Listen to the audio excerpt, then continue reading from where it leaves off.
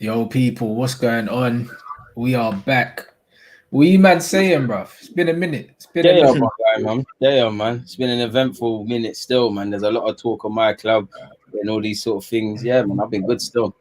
Yo, Matisse, what you saying? Your club, looking at your clubs getting active now. I'm a happy Don. I mean, my club are pushing it. They're taking advantage of COVID season, so they're not having much competition with players they're going after. So we're taking advantage. It's great to see. This is it, bruv. We might as well start with Harry Maguire, like that's what everyone's talking about. Man got arrested and that. Shit. That's it. Man's got more arrests than he's got trophies won and that. Like, you know what I mean? It's just one of them ones. Moving a bit mad. Hitting the jailhouse and that. He's mad. Hey, Listen to too much drawing shit, man. Bro, it's making me laugh, you know, because I've been trying not to follow the Maguire thing too closely, yeah, because I just knew it was bullshit. But I'm just looking at the narrative right now, innit? And my thing is, yeah, with the Maguire situation, when I heard Harry Maguire got arrested, I was busting up because I was thinking, bruv, you see the shit that my man's had to watch. I've had to watch Ryan Giggs chat shit about Pogba, yeah, for listening to the Quran and them things there, yeah, like, and all these other things, yeah, saying, oh, his head's not in the game. Why is he listening to the Quran and these things? And then Harry Maguire goes away, clearly gets pissed in it. A man's from Sheffield, so you know them ones. He likes a G. You know them ones. Them man there. You know the G. Cardboard. So man's had a few drinks now, got into a brawl with people. And the first thing man are doing is they're looking for any excuse here to absolve this brother from any blame. Don't forget he banged the officer as well, allegedly. Yeah, and they're saying that man banged the Fed as well. And bribery going on, like bribery of officers. It might not be him specifically, but there's bribing. I mean, yeah, one of his brethren probably said, you know what, we're all right for money, you know, like you get me? Like, you know who we are, like you know. Like, yeah, you know what I am, man. Fucking you know what? Oh, he's like, bruv, like, I mean, I'm on 200 grand a week, mate. I'll sort you out. You know what I know you got kids. Scam off, man. I'm bringing the camera. That's it. So they've gone abroad, yeah. They're doing that. And then, bruv, when you look at the headlines, it's almost like these men don't want to admit, yeah, that what's happened is a fuckery. Man's in jail, bro. Like, it's not like man got a parking ticket. In the jailhouse. Man's in the jailhouse, me. Out of living, like he's actually waiting for canteen and that he's actually holding it. Like. He's in jail. And you know why I know it's funny, yeah? Maguire's not a bad man like that. Because you see him on the pitch, yeah? It's not like he's chiefing guys up. Yeah. If you're Thiago Costa, then I'll be like, cool, in it. Like he's been beating man up. But you just know that he got in a little dumb altercation. And he jumped in because he had to, innit? Yeah, because his brethren are probably on smoke, and he was just like, all right, cool, I'm here now, innit? It is what it is. The way the media have covered this is shambles, bro. Is it a shambles, bro? Is it a shambles? Because I say it's a shambles on one hand, but this shit is calculated, man. Like they're taking us for idiots at this moment. Like, like the first thing you've seen, they're crying about, they're making out that he is a role model, and he's just been one little act out of his character, and that might be true, but they condemning Sterling for having a tattoo and things. The energy is different, man. Matisse, what you say? It's systematic racism. Do you know what I mean? Like we already know what it is. It's just call it a spade a spade. You got Sterling who buys his mum a house. They phrase it one way. When Foden does it, it's a different thing. When Hudson is playing a charity match, raising money for knife crime and Black Lives Matter in his community, it's what they don't talk about. They just say he lost the game. But then when Maguire is out here on the piss, when Grealish is out here crashing cars, when Barkley's out here stuttering outside clubs, they can always find excuses. They can always find reasons to cover it up, to paint them as the good person. So I'm not trying to promote that the players like Maguire, Grealish, Barkley should be dragged by the media. I'm just asking for the same treatment. And unfortunately, we're never going to get that. You already know. We ain't going to brush this up. If it was a black player that went to jail, you know this is not going to be a nice friendly headline. And not just a black player as well, blood. Because if it was someone like Hazard or like one of the Arab youths, yeah, it's just a foreign player. They would have got it, fam. Because my man's saying, oh yeah, they're saying his sister got stabbed. Let me tell you something, yeah. One, we don't know that's a fact. That's a leak, yeah. And two, also, yeah, you see when something happens and someone gets stabbed, usually that's the first thing you hear. Yeah, someone got poked, yeah. Yeah. It shouldn't be Maguire got arrested. That shouldn't be the headline. If someone got It stabbed, would have said Maguire's sister stabbed, Harry Maguire arrested, because the stabbing is the bigger picture here. So we don't know for a fact that there was any stabbing. What it looks like is there's people going out there to try and look for a reason to justify why him being in jail isn't that bad. That's what it sounds like to me, bruv. Do you know what I mean? Because it's one of them ones where Sterling bought his mama a house and they said he shouldn't have bought his mama a house because he had a shit World Cup. So they can find anything, clutching at straws. So they can find a reason for you not to buy your mama a yard, but my man can go jail though. Yeah.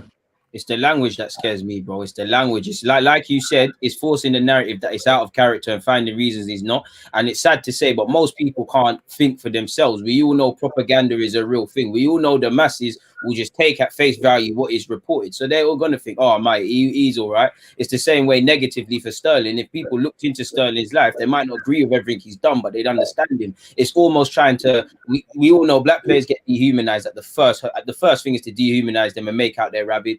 And the next one is, it's almost like their language is like they want to give Maguire a hug when, you know, we don't know the facts, to be fair to him. We don't know all the facts. These things could have happened and we have to wait for solid knowledge. But at the same time, like Rants perfectly put and some people in the comments stated, you know, you would have probably heard about if someone was physically assaulted to that level. Again, that could be the case. We don't know much. It didn't happen in this country, but it took over 24 hours for us to hear anything about a stabbing, which makes me very skeptical. You know them ones, because if there was a bag of black man there and someone got stabbed, you would have found out straight away. You would have seen the pictures of the nipper. You would have seen HD in all the blade. It would have been a myth. It would have been a myth, and that's what should happen. But the energy needs to stay the same for everybody, man. Yeah, it does, brother. DG, blood. Hey, bro. Man went viral with the speech, blood. Oh my God, let's talk. Bro, we have to talk about that, because when I saw that speech, I was like, that's my skipper, mate. You know what I mean? I was sitting on the floor, bro, with the shin pads off, bro, saying, fuck this, blood. How many views did that get, bro? Bro, that went viral on every platform. I saw that. That went viral on Insta. That went viral on Twitter. Bro, I'm sure that went viral on WhatsApp. I'm sure that went viral everywhere, blood. Yeah. Oh, man. How much did you, man, get smoked? Because you look pissed, fam. It's 6-1, fam. Like, 6-1. But it's a thing where, now listen, this is what makes me mad, yeah? It was 2-1 at one point in the second half, and we've conceded 4 goals. And the maddest thing is, don't get twisted, the team did their thing, but I can't lie, we've got bums in our team, innit? Like, there's hella bums.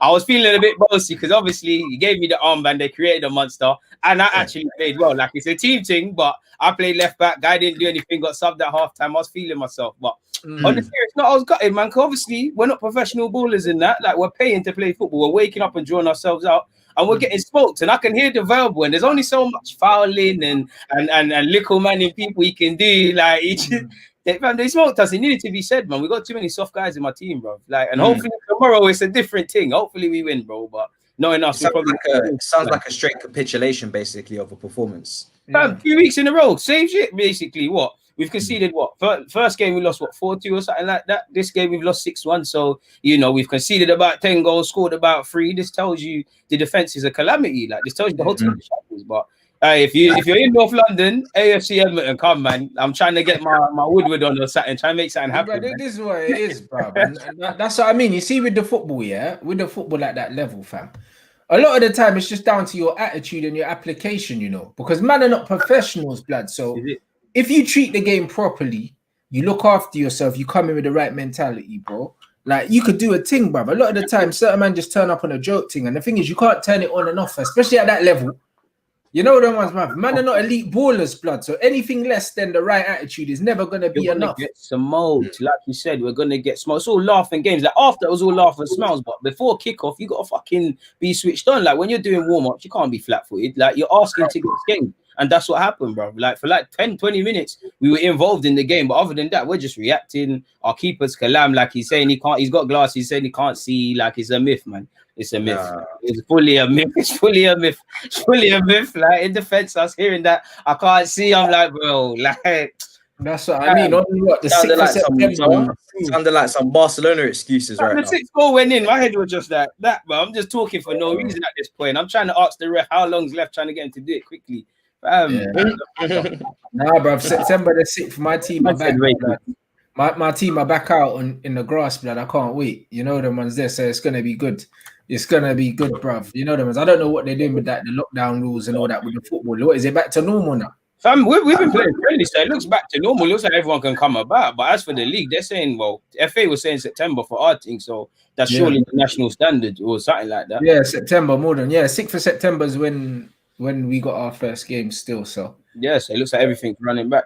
Yeah, so no, that'd be good, bruv. Man got my new kits ordered. They're coming in, bruv. Man, about to do a thing. You get me? So, man's looking forward to that. But man can't be going out, getting up on a Sunday morning, where man could have just, you know what I mean, gone out with a girl the night before and been in bed, fam. Man can't be getting up, bruv. Like, what the fuck? I could have built it. Like, that's it.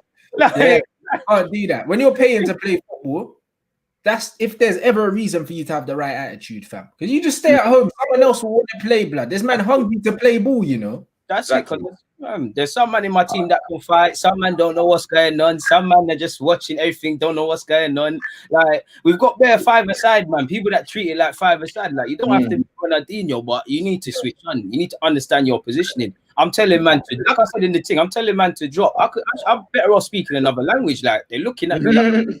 I know I was pissed. It's like the worst thing is looking around at teammates and I can't believe in this thing. Like I'm passing man the ball. Like I'm not messed, but I'm passing man the ball and I'm like, you're just losing it. Like you're not respecting it, man. Like just go home, man. You don't respect the ball. Like you're not respecting yourself, man. Like why don't just say your shit, man? Come on, like help everybody, fam. Like there you go. You know what I'm saying? But no, that was serious, blood. When I saw that, I was busting up because I was like, I knew it, blood. I knew if anyone could pull that out, it was you, blood. I was crying. My man was sitting there, just drew every man out. That's how you got to do it, though. Sometimes you have to draw man out. Even if I played dead, I want people to draw me out if I played dead because it makes you play better. Like you can't have egos in this thing, but it's too many guys that are in their feelings and. Like you said, fam, if there's ever been a reason to be patterned, it's when you're paying to play football, bro. Like simple as that. Like 6-1 ain't even a little. That's a proper humbling, isn't it? Drumming, bro. That's especially from 2-1 as well. That means at one point it was close. It's not like them man ran away and you got a consolation, brother. Like it was 2-1. When it was at 3-1, people's heads dropped. And what annoyed me is obviously I've seen the video going viral, innit? I'm seeing some of these people fucking comment and that. It's all banter, but I'm thinking, man, I can't even get verbal. Like this shit burns. Like it's like this teams. I'm like saying that and you get a little clout as well, bro. That's funny, blood. Oi, Lukaku doing Lukaku things, man, are talking about, bro. Oi, that was funny.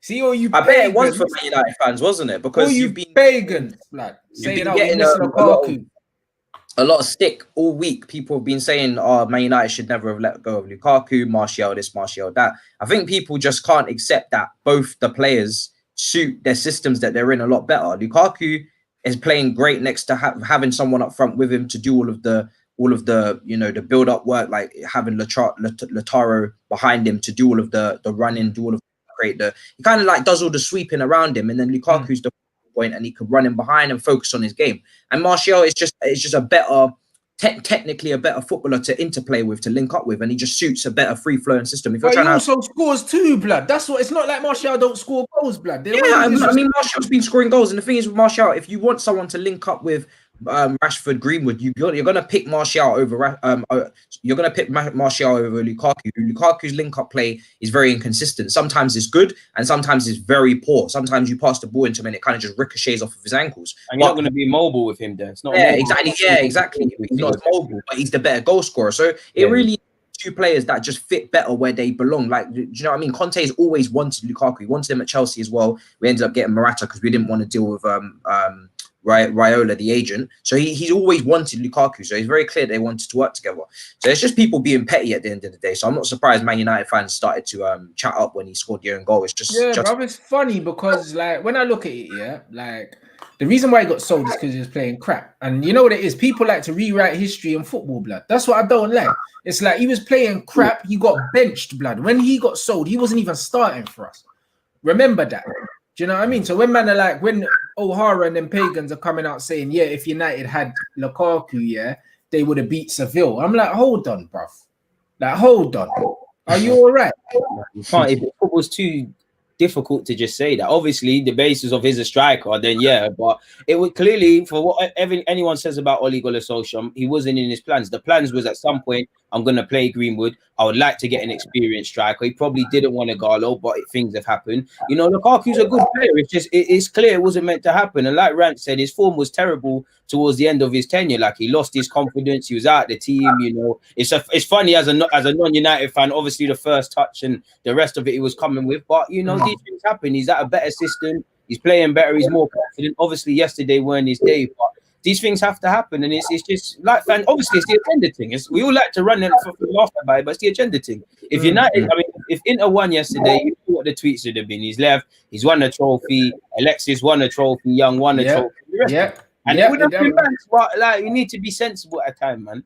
100%. That was definitely, bruv. That was in Bear Man's draft. So you know that. Oh yeah, the draft's ready. I didn't load it. He was ready, but he couldn't even come to Twitter with agendas yesterday. So that's what I mean. Man would have said, yeah, he left. Do you know what I'm saying? And then he won a trophy. That's what them man were waiting to tell, man. They were waiting. Yeah.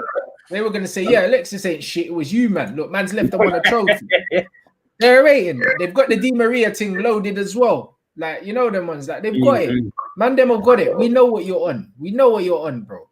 You know that one. So when they lost, and then the fact that he scored an own goal as well, blood. The ball was going wide, blood. The man just slapped it into his own net, fam. Calamity. You can only imagine the bad that must have been cost in Italian households when that thing happened. Fam.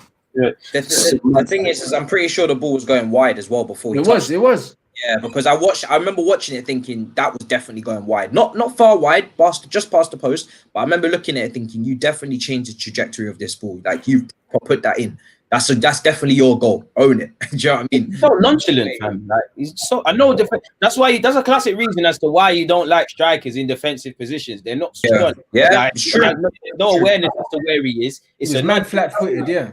Yeah. I mean, strikers like Drogba, Lukaku of old, like I don't mind them defending set pieces as long as they're not marking anyone at the near, just attack the ball type thing. Drogba was very good at that. But I remember the Champions League final, even Drogba conceded a penalty to Bayern Munich there in extra time. He tripped over Robben, and it was such a clumsy attempt to tackle from behind, and it was just so unnecessary. And no defender would do that, or at least no defender worth their salt.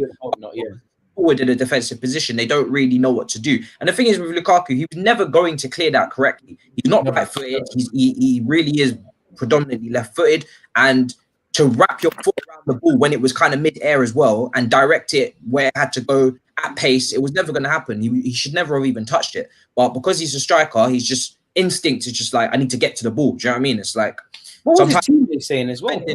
Yeah, sometimes you defend by not touching the ball. Like, it's better to just defend the space. Don't actually touch the ball. Do you know what I mean? So it's just not something. And the thing is, he was super flat-footed when the ball came in as well. You can see as a defender and as a goalkeeper, you know when you're within the width of the goalpost. Do you know what I mean? You know when you can let the ball run, when you have to attack it. When you're a striker, you have no business being there unless you're on the post itself. You got no business being in these areas. Yeah.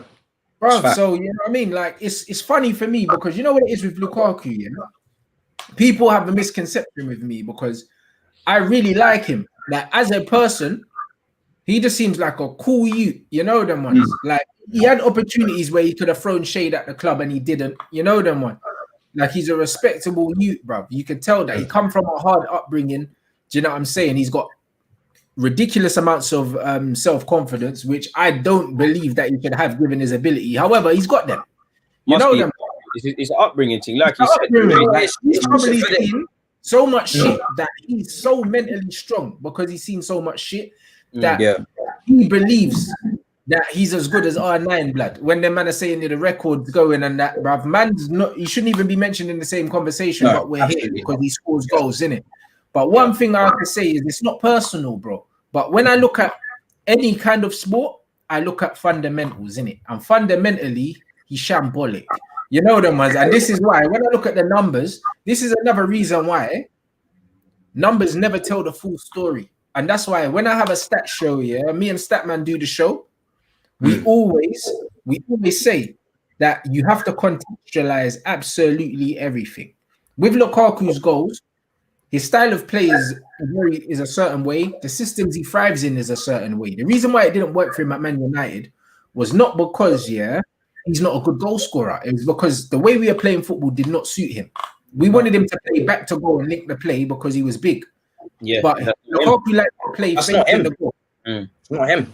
And this is why with Chelsea I was very slow on not, because people at Chelsea, they love to make the comparison with Drogba. So first it was Lukaku, now it's Abraham. And the truth is Lukaku is nothing really like Drogba. Apart from that goal where he obviously he's very capable of taking the ball from the halfway line, turning and running. He's very good at he's very good at transition. I have to give it to him. Very good at transition. Very powerful runner, very clinical. But when it comes to hold-up play and actually back to goal, winning fouls, really it's very hard for him to even fall over because he's so big. It's not really believable. But build-up play, the link-up play, that kind of stuff.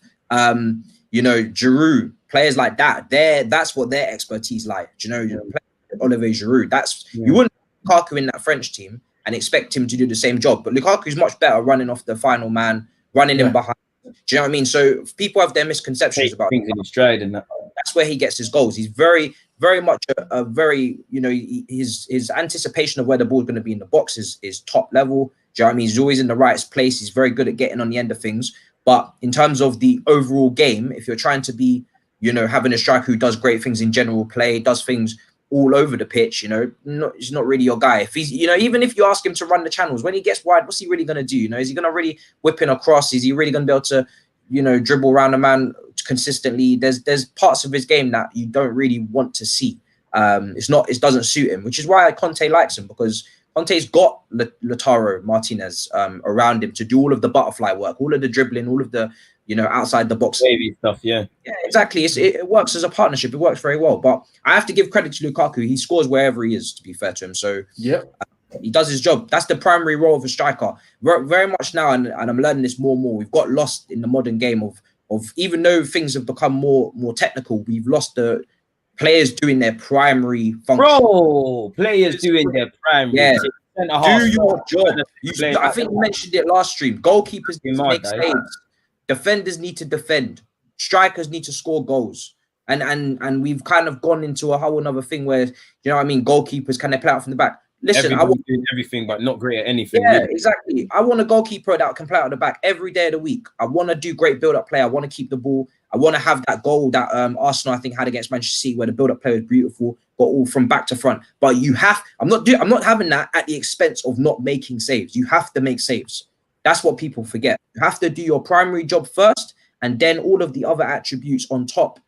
Beautiful. But if you can't do your primary job, don't talk to me. 100%. Oh, big up Ian as well, blood. Watching again, he's still ill, blood. Big up my guy, always tuning in, bruv. He's here every show still, man. Get well soon, my guy. Hold that up, man. Speedy recovery and all them things, my guy. This is it, man. My man saying Rom's he's only 26. He is only 26, bruv. But the funny thing is with Lukaku, it's like literally probably like 90% of his game is just physical, bruv. It's physical. He's got decent movement, but a lot of the time, it's his pace, bro, that gets him away from guys. Because, like, for instance, the other day, he scored that goal. Everyone was getting mad about it, Like, when he spun, pushed the ball past the Bray, and then scored. Firstly, he was given about an acre to turn into, blood. You know them ones. Like, if a defender's behind him on his first touch, he doesn't turn because he don't have the technical ability to turn when there's a man on him. So that's how you deal with him. I watched Daily Blind for Man United pocket Lukaku for Everton, 5'10" Daily Blind, my height, bro, and he literally just was on Lukaku's first touch and just bounced him off the ball, knocked him off the ball, and completely pocketed him. He didn't even have a shot on goal, blood. And the thing is, if you know how to defend against a man like that, a man with no first touch, get tight to them, tight. You know them ones. If you give Lukaku space to run into, he's dangerous because once he builds up a bit of speed. Bruv, like you're bouncing off him. Even if you're a little bit faster than him, the power and the strength to shoulder you off, it's not. And then when you look at his goals, it's not like he's hitting corners, bruv. He's a powerful youth. He strikes the ball very hard. He's not hitting corners and that. Even the penalty he scored wasn't in the corner. You know them ones like there's little two-step things and he's clarting it, bruv. Man's got like size 16 feet, bruv. You know them ones like it's like, you know what I mean? He's literally a proper athlete, innit? And that's what it is. And with people like that, if you get on his touch, bro, it's easy work for you. It's easy work. And at Man United, you get found out. You don't get that space. You play up against low blocks, literally most games. You know what I'm saying? Man respect you. When you're playing for Everton or West Brom, yeah, where you can spin on the halfway line and you got grass to run into because man don't rate you. It's not the same. You know what I mean? And that's what I said, yeah, about Haaland as well, yeah. When we were getting linked to Haaland, I was like, cool. When man's playing against low block week in, week out, yeah, he's gonna have to change his game, blood. The whole running through with 20 yards in, and you can look at the goalkeeper and slot it. Yeah, it's gonna be dead. Bro, big teams don't score goals like that. Yeah. Do you know what I mean? Look at the pace of Thierry Henry. Yeah, how many goals did he score? Yeah, where my man was 15 yards clear through and just to keep it. More times he's picking up the ball and there's 4 men in front of him and having to do a thing. Yeah, bruv. Like when you play for big teams, you don't get to just see the white of the keeper's eyes all the time. You know what I mean? That's not how football works. So a man that's used to scoring big, bare one-on-ones and all these other things, yeah. When you play for the bigger teams, these things don't mean anything. His record against the top teams are an abomination, bro.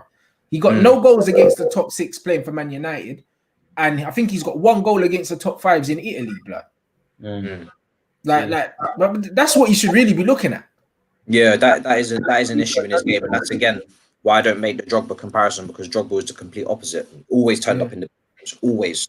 It was more the smaller games really in terms of Premier League numbers that we couldn't get him firing. But when it comes to big games, cup finals, he put it in. So yeah, the comparison is not really that. I think, like I said, I think there's a misconception on his game.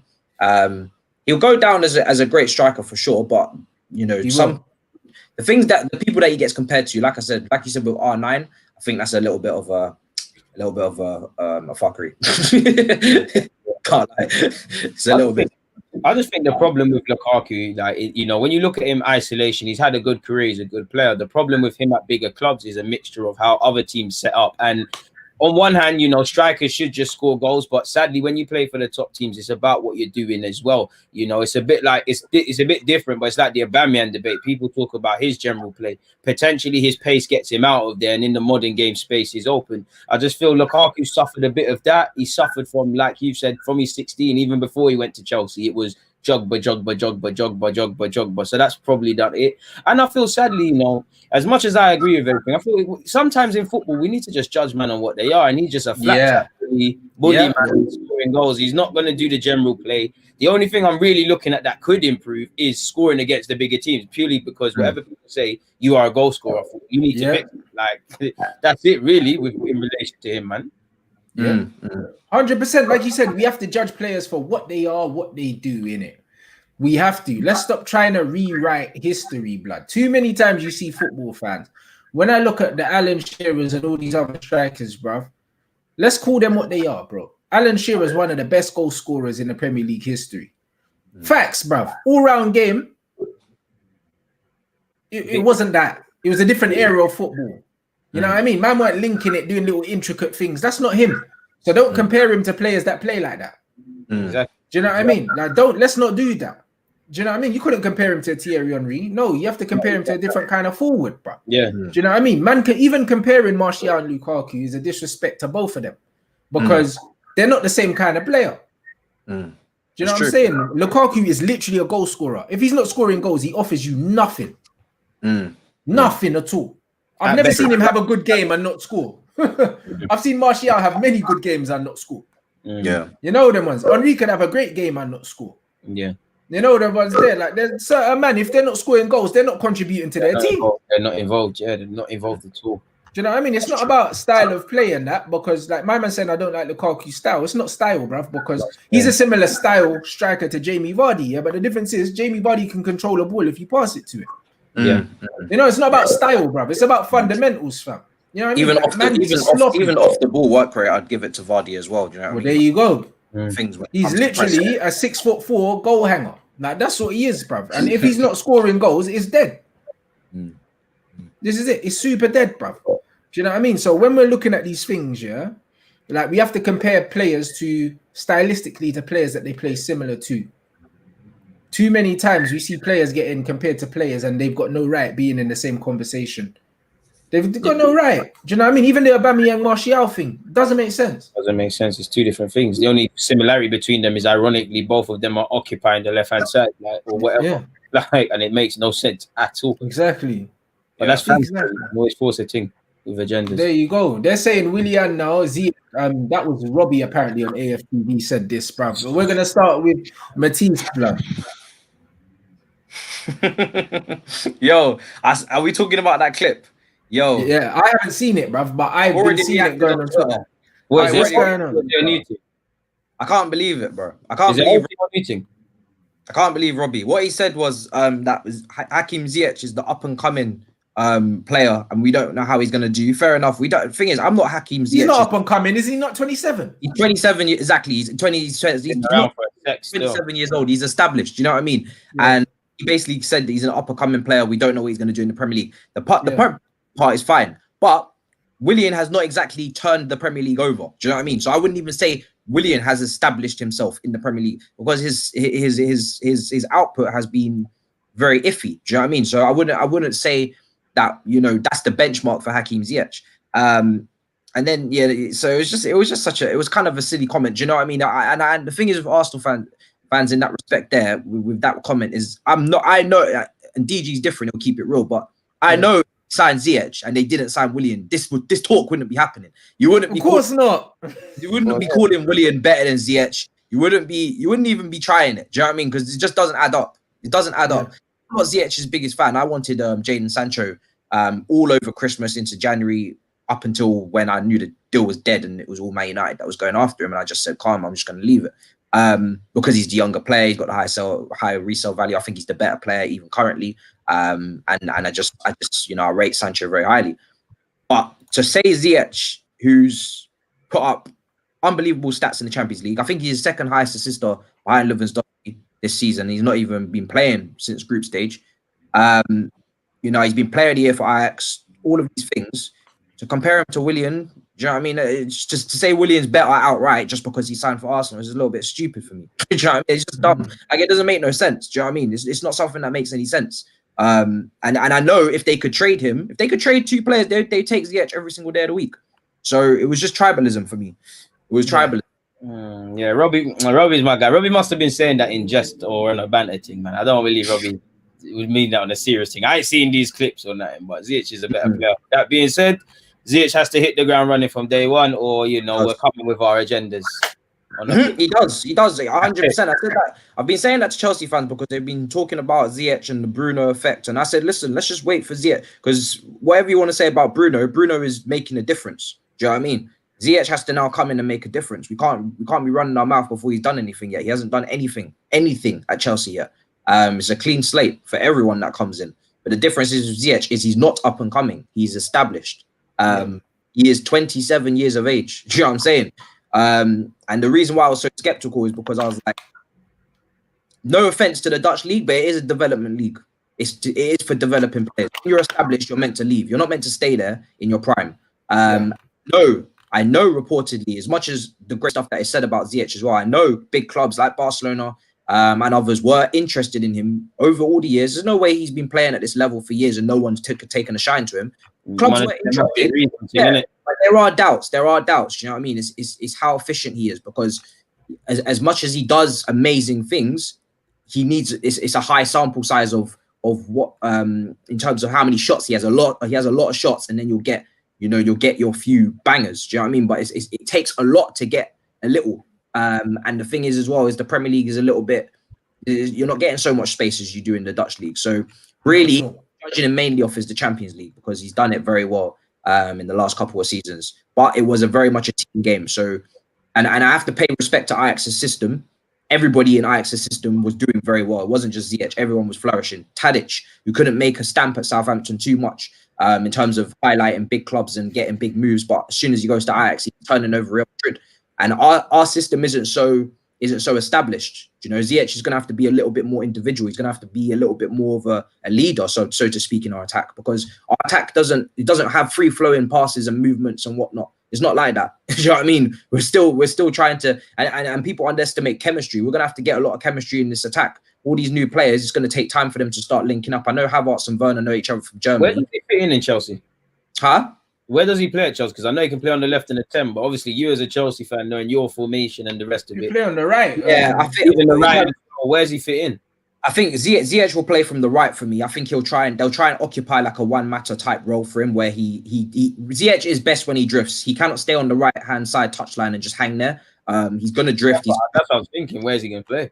Yeah, I think he'll start positionally from the right, but I expect him to drift. He will come center midfield. He will come and pick up the ball. That's what he needs to do to get involved in the game. There's no point having him on the touchline out there waiting. I expect Reece James to occupy that space and keep the width on the right. When it comes to Werner, I ideally thought he was going to play second striker, left wing, occupy that kind of role because that's where he's best. But with how Tammy's been playing after lockdown, I think Chelsea will just say screw it and play him up front. Like how? Yeah, you're the number 9.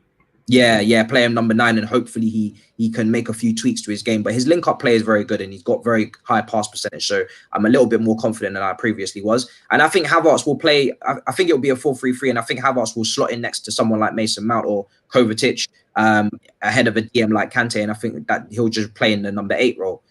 So I'm excited, but there's chemistry to build. There's a lot of things. There's training to be done. Do you know what I mean? His system for Ziyech was brilliant. Free-flowing, attacking football. They played beautiful football against Real Madrid last season. Yeah. And Chelsea's system is not on that level. And nor is our management. We have to pay homage to Ajax. No disrespect to my management coaching team, but Ajax's team and their youth and everything our youth level is great. We've made great players, but Ajax's link to the first team has been going on for a lot longer. And their football is very imprinted. We haven't got that same longevity in the way we're trying to play at all. Ajax have never really changed up their style. They've always tried to play the same way. Their players are engulfed in that, and they've always played great football, and they've always had some sort of system. So yeah, we got a long way to go, but hopefully over the whatever preseason we're gonna have, we get it right.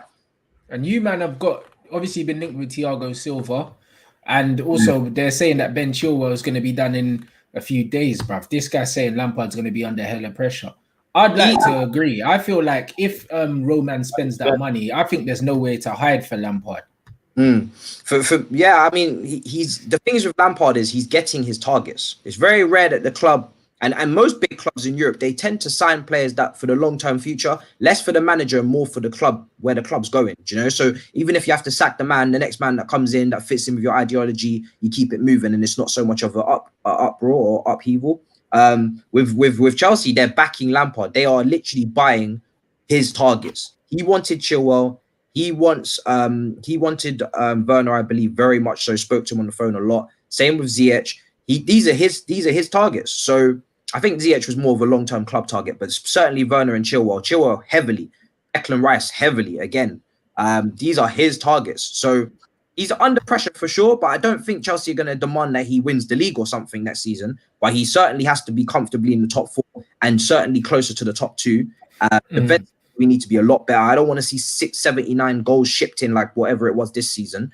And really, I want to see a cup. I don't really care if it's the Carabao Cup or anything, but I do want to see a cup competition won. That's the. Hey, man, had your chance, and you know what happens when you exactly. We screwed up. That can't happen again. You can't. Like, obviously, I know Klopp lost a lot of finals before he won one. But now, I think this is 3 cup final defeats for Lampard as manager, and I'm very clear to distinguish between manager and player. I don't want to confuse the two, because not every great player is a great manager. Not every great manager is a great player. Facts. I think he's got potential. I'm very excited about what he can do if he gets the right people around him, especially a defensive coach, goalkeeping coach, whatnot. But next final, we got to bag that. We can't keep losing finals. I'm not finals. When it comes to finals, I don't play. Like, I was so hyped for that FA Cup final, and I'm so disappointed with the way that we turned up. So we cannot keep losing finals like that. It doesn't work. My manager knows his thing, man. I know what knows his thing. I said it before. I think ability wise, I have Arteta top and Lampard second and Oli third. I like Lampard. There's something about Lampard where I want him to do well. Yeah. I just feel in calling a spade a spade. I just feel some man the energy is not different, is not the same in that, you know, we praise one, but we don't look at the bad things. It's like even Pep Guardiola. I know people are on him, just been on him generally, calling him checkbook manager, but I feel this season isn't being made a meal of because, you know, he's, forgive me if I'm wrong, they beat Real Madrid and they did all of that just to, you know, him to overcomplicate things against whoever they played after and get blown out the water by Thingy in the league. You know, if this is another manager on another basis and it's not Pep Guardiola, man, lose their jobs. If that's it's true. It's true. Lose their jobs for that stuff. So I agree. I feel like Pep's stature is saving him right now because when you come in, what he's done is he's revolutionized the setup. He's revolutionized the game, the football, the style, and obviously there's a great setup at Man City now with their new training facilities and whatnot. But in terms of improving their objectives, he hasn't taken them further. They reached the semi-final under Pellegrini, I believe, lost to Real Madrid in the semi-finals. They were winning titles before he got there. Same with Bayern Munich when they won the Champions League before he got there, won the league. He hasn't taken the club forward on that level. When it comes to objectives, he hasn't taken them to the next level. He hasn't taken the club anywhere, blood. Until he wins the Champions League, he's only winning trophies everyone else won. Yeah. Exactly. I'm going to keep it all the way 100. He ain't done no better than Mancini, blood. He ain't done no better than Pellegrini. All these men won league titles. Like, Rav, when you look at it, like he was brought in to deliver the Champions League. That's why he was brought in. Yeah. If he doesn't do that, you can't really look at man's tenure as a success. You can't judge Pep the way you're judging Mancini. It's not fair. You can't do that. I think, to be honest, I think Pep's revolutionized the game. I would say it's been a success at Man City purely because he's done 100 points and he's revolutionized the game. But at the same point, like you said, you don't bring the Champions League. It's not there, and you was brought for the Champions League. You went Bayern Munich for the Champions League. He left his imprint in Bayern Munich to a degree, but the Champions League isn't there. And for me, Pep, all right, cool. You've had your free run at most clubs, but Bayern Munich, you can't kind of run the club sort of thing. But Barca is a bit political. Man City, with all due respect, it's not his club, but it's like a Wenger thing. He can do kind of what he wants. He can bring in what he wants. He's had the luxury of he can have a fullback for 50 million or so for 6 months. He would have been sacked if he never had the power that he had. Because really, based on this season, it's a sackable that's a sackable thing, bro. All of this is sackable offenses. Like I know people would say there's been injuries like and it will disrupt a lot of seasons, but because I rate Pep so highly and he's such a brilliant man, one centre-back's injury or two injuries, they have an effect, but it shouldn't derail the thing. It's like this is probably the biggest season I've seen where next season I've got to see reaction. And the thing is with Laporte, they knew what they were signing. He was injury prone before they got him. So, you know, you can't really complain if an injury prone player is getting injured. Like you knew what you were signing. If you didn't do your homework, Laporte was very injury prone before they even got him. So, you know, if you can't really complain. And one thing I will say about him is that he has to, like you said, he has to step up next season. He's under a lot of pressure because he spent is that another 45 million on Ake?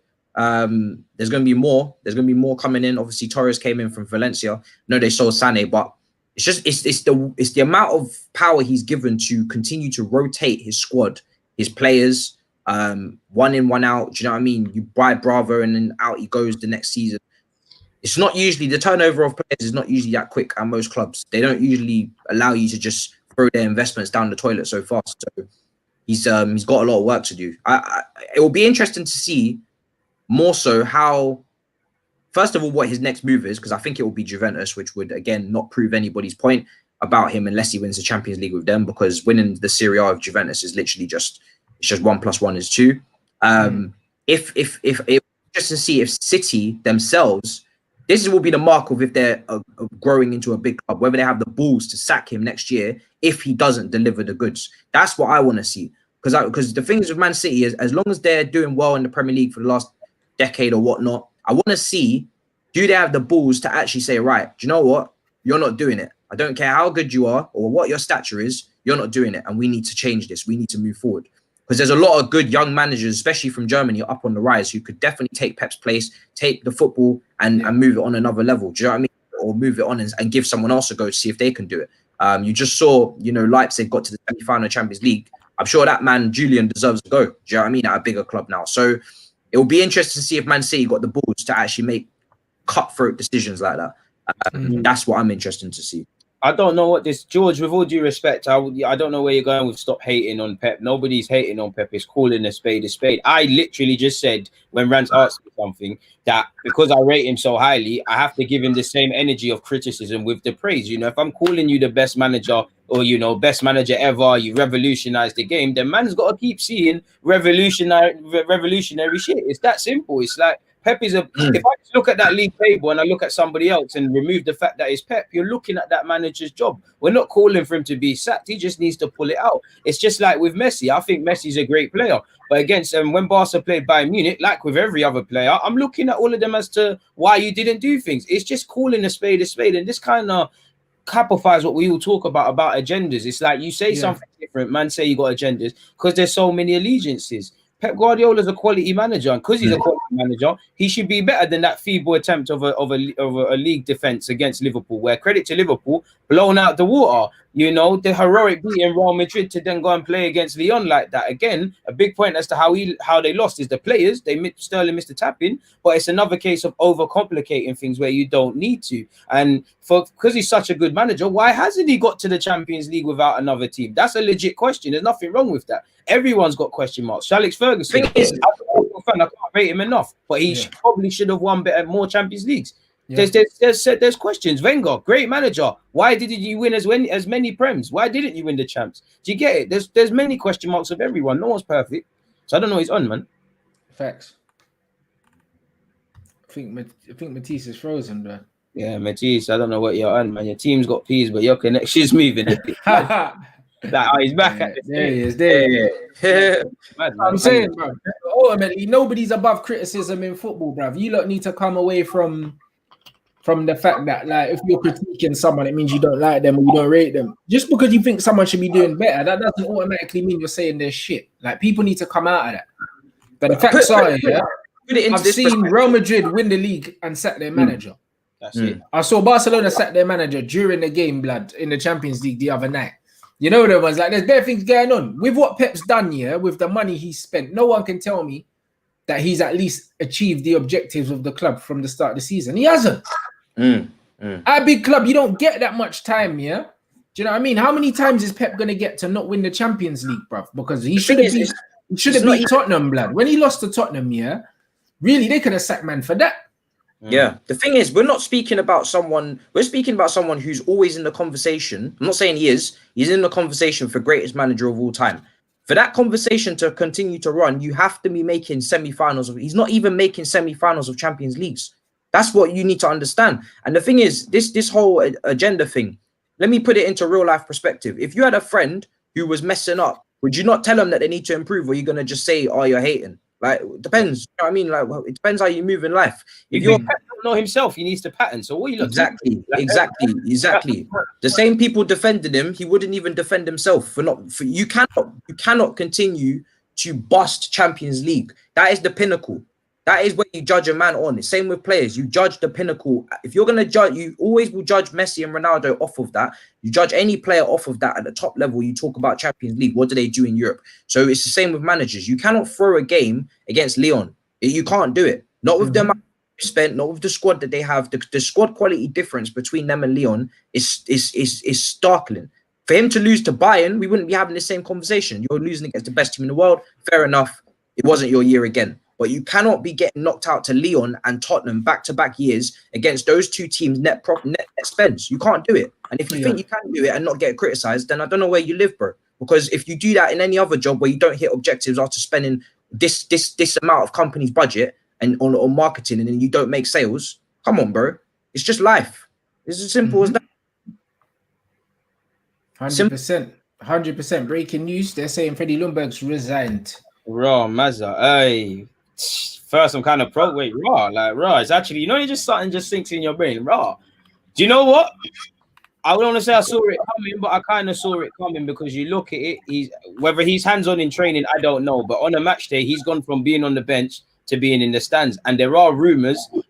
I say a rumor, it is kind of a fact that Arteta and him didn't see eye to eye. So that might have been the reason. So if he feels he wants to be more hands-on elsewhere, if he feels that the relationship isn't there, then fair play. He could just want career progression because, you know, he has been assistant manager at clubs and he's gone to that. So I wish Ljungberg the best, man. But considering what I see as a fan on a match day, you might be involved. And I hear what Arteta's saying about he watches the game in the stands because it's a different perspective. But to me as a fan, that's telling me you're being marginalized anyways, and you're not really involved in what he's trying to do per se beyond what's happening. And if you didn't leave now, it was probably coming. So I wish Ljungberg all the best, and it just continues the sort of reshaping model we're doing at this club, really and truly. I'll be keen to see if another coach is brought in, because Arteta is getting new coaching staff. But the minute he came in, he spoke about centre halves and he spoke about support staff. I need coaches, and we are seeing a bit of a reshuffling at my club from all levels. So it's probably with that, man. It's probably part of this process we claim to be on. So yeah, man. Good luck. Yeah, it's interesting times. I mean, if you guys secure Gabriel, I'll be very impressed. I think that'll be a really good setup.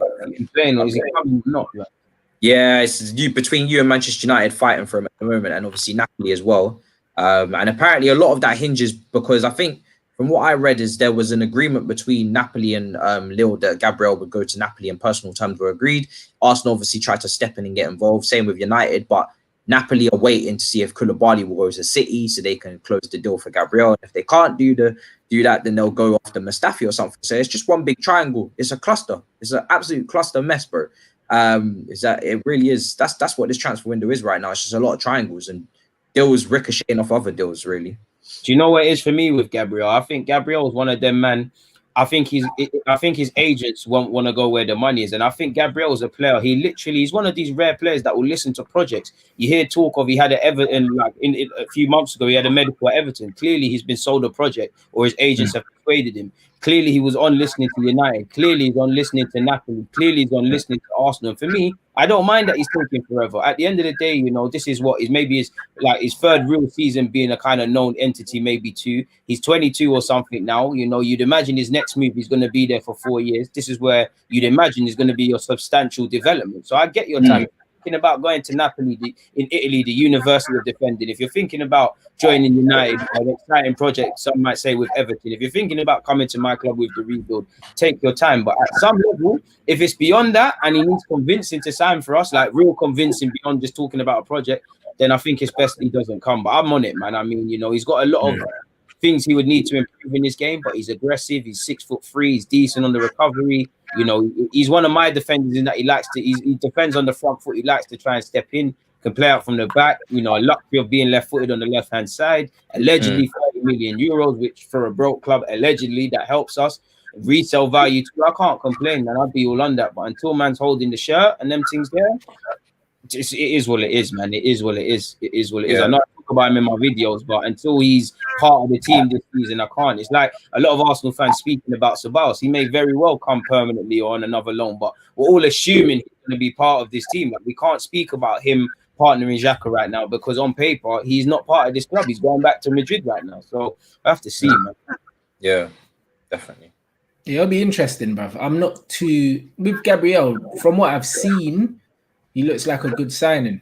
You know what I mean? But I'm still reluctant to put my neck on the line for these man, especially when I've only seen highlights. You know them ones. I haven't seen enough full jury still out.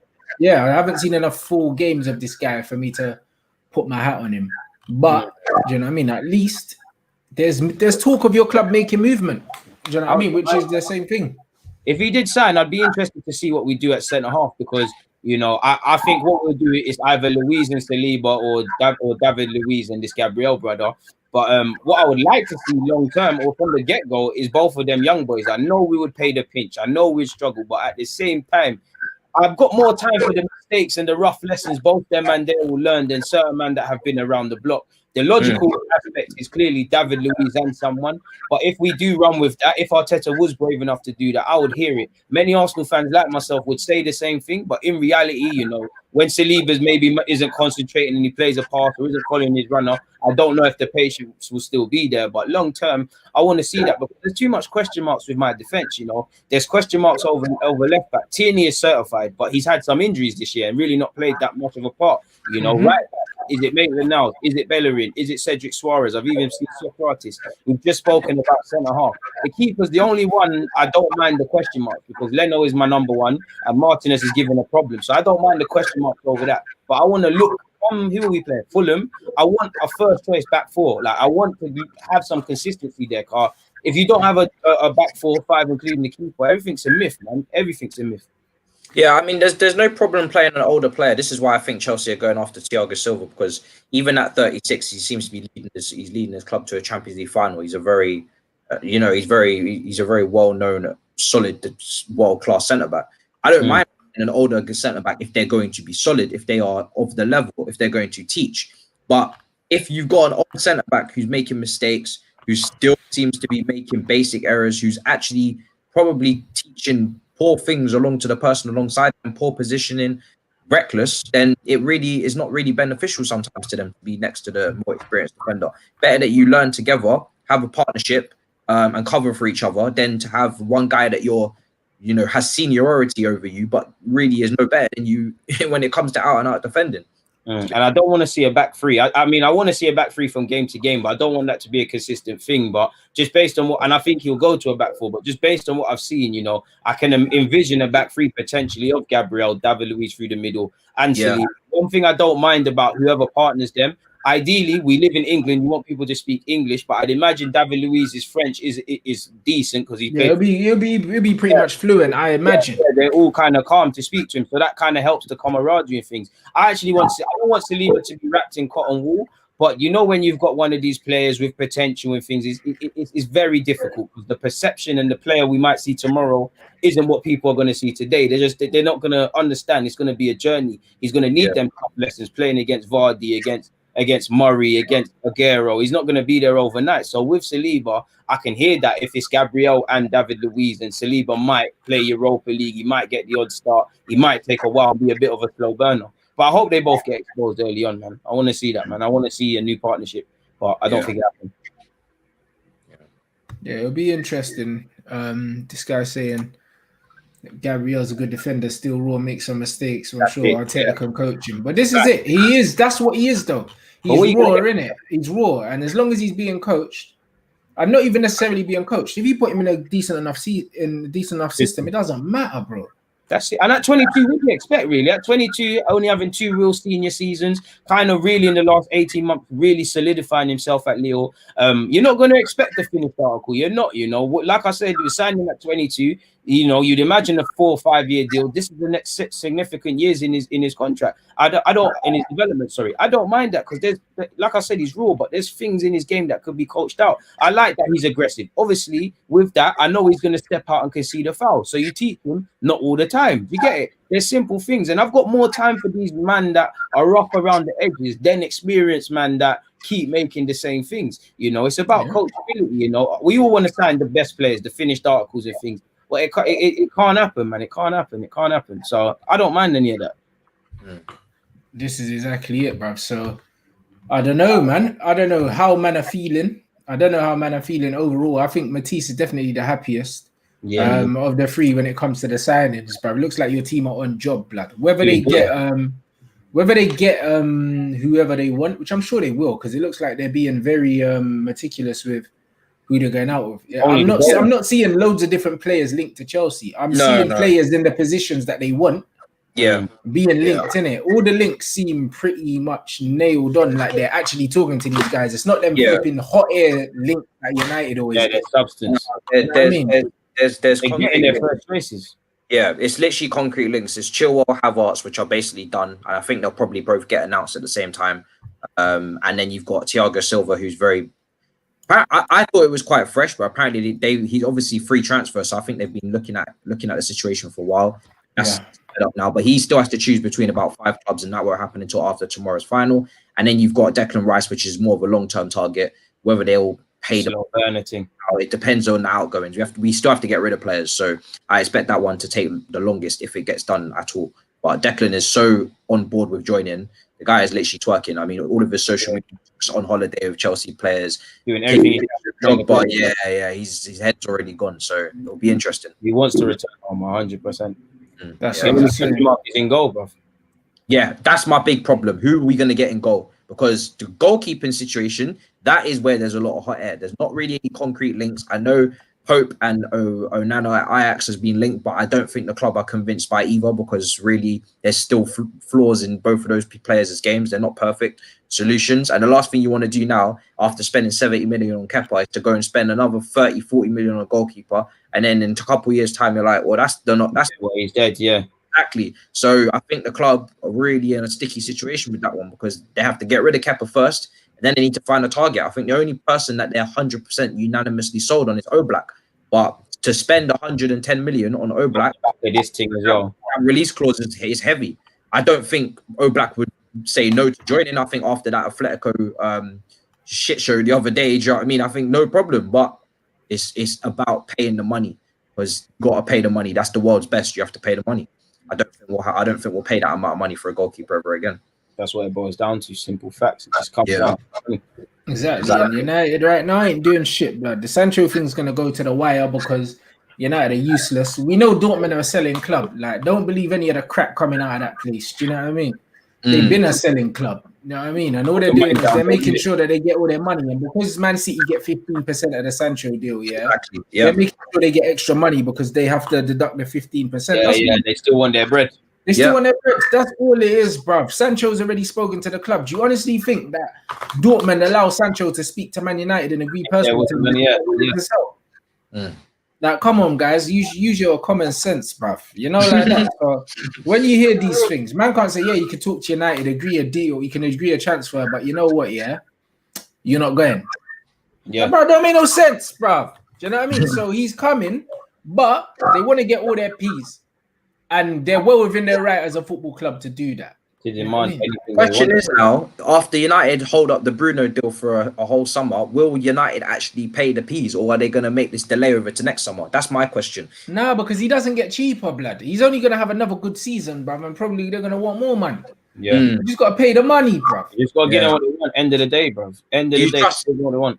Do you trust Ed Woodward to just do the job, get it done? Bruv, I never trust him. However, like, he doesn't have a choice. I think that he's put himself in a situation where I think if we don't sign Sancho now, the fan base go mad, innit? They look like big time. You'll look silly now, and you'll actually lose. You'll lose a lot of the confidence from the fan base. I think that to save face alone, Woodward has to make sure he gets it done.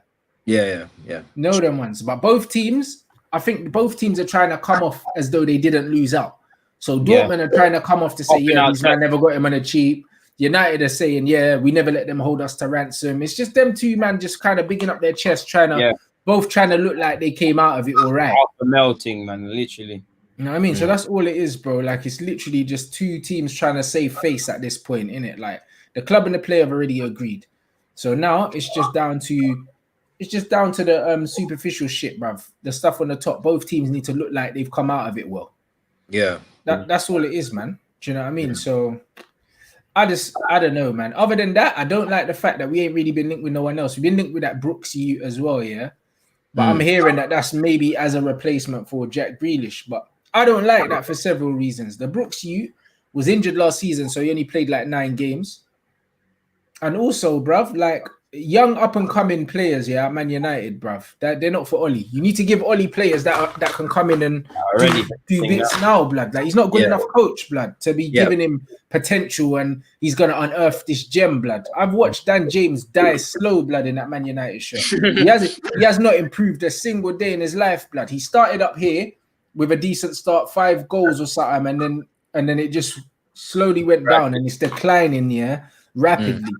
Like, Brooks comes in, same old story. You got to give a man like Oli a player. Fair enough, a young player, but a young player who's already been coached by a great coach and is already at a very high level. You got to give a high level young player with even higher potential, but not a player who needs a lot of coaching. And I don't even know what the quoted fee was, 40 million. I'm hearing or stuff like that. Joke. You can't be paying that kind of money for Brooks, I'm afraid. It's just cannot happen. Absolutely. That right there is just being absolutely trashed from an English tax perspective or a British tax. That is just being dragged around. I think he's Welsh. You're just being dragged if you pay that. You can get far better value on the continent, as per usual. Yeah, it's horrible. You ain't trying to see none of that. 40 M's for that, you know. Like, I'd rather go and add extra money on top of that and buy the Jack Grealish where you know what you're going to get. Yeah, exactly. You know what I mean? You can't. Grealish won't need too much more coaching. I think Grealish is ready to. And the thing is with Grealish, I think he's the perfect impact player for if a Pogba or Fernandes drop off. Do you know what I mean? I don't think Grealish is going to be starting every game. Far from it. But I think that is in the squad, man. Yeah, that's what you call right there quality depth in your squad. That's the start of building quality depth. Mm-hmm. And it needs to happen because your depth is really poor. You know, when you see that B team play, I don't know who you're playing against in the Europa League, but that B team played, and I was like, what the hell is going on here? It's like Herrera, Lingard, it's like it can't run. It cannot run any longer. Exactly. And bringing in Brooks, yeah, that's not, if it's not an improvement on what we already have, we shouldn't be signing it. Exactly. But man's done nothing in the game, bruv. You don't build depth by signing depth. You build depth by signing ballers who make the first team shiver. Do you know what I mean? Yeah. That's how you build depth. Buying backup players is not building depth. That's building a problem. No, it's building mediocrity, blood. Like Brooks is literally another Longstaff, blood. When man were linked with flipping Longstaff, these things are some idiots, bro. You know what I mean? And then the thing is, you get these young players on long contracts, and then they're on big money, and you can't get rid of them. And that's what United have been doing. That's what their model's been. Their model's been a long time, getting these young British players, long ass contracts, can't get rid of them at all. Do you know what I mean? So I'm not really on none of these things. If Brooks comes in, it will be on like a 5-year deal or something. After 2 years, when he's ready for Sunderland, man can't flog him. You know, the man's on 100 bags, fam. That's just what's gonna happen. Yeah. You know what I mean? So the club need to actually get their shit together, because right now it's looking all calamity, bro. I'm not gonna lie. My goodness. But yeah, man. Solid. You, man, make sure you slap that like button before you leave. Over 1,600 here, bro. It's been a flipping busy show, man. Big up you lot for tuning in. All right, man, do you wanna plug anything before we dip? No, man, they know where to find me, man. The Ludaguna on YouTube, you know, the username's there for any other social media. Yeah, same Matisse Armani at Twitter. If you want to follow the Instagram, go ahead. Sometimes I use the story, but it's not really too deep right now. It's definitely Twitter. Video just went out today, a little collab with my friend Dammy. So yeah, just doing a bit of trolling for United. So if you're a United fan and you want to get triggered, come to the Twitter because today we're talking.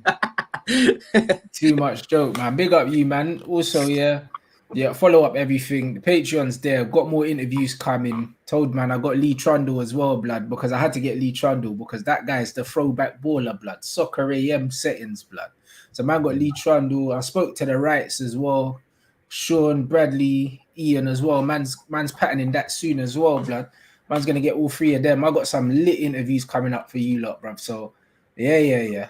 Like, we're gonna keep it going, and then soon the league starts back. You get me? Like, there's no rest, blood. When does the league start back, blood? In a few weeks, I swear. Yeah, like September. What, next week is Community Shield, so I believe it's the second week in September. So that's what I'm saying. So we don't have long. I think we got 3 weeks until 3 weeks until the season starts, bruv. So the content's just gonna keep coming thick and fast, bruv. Like, that's it, man. And then from next week there'll be more shows again on the channel, man. So big up everyone watching.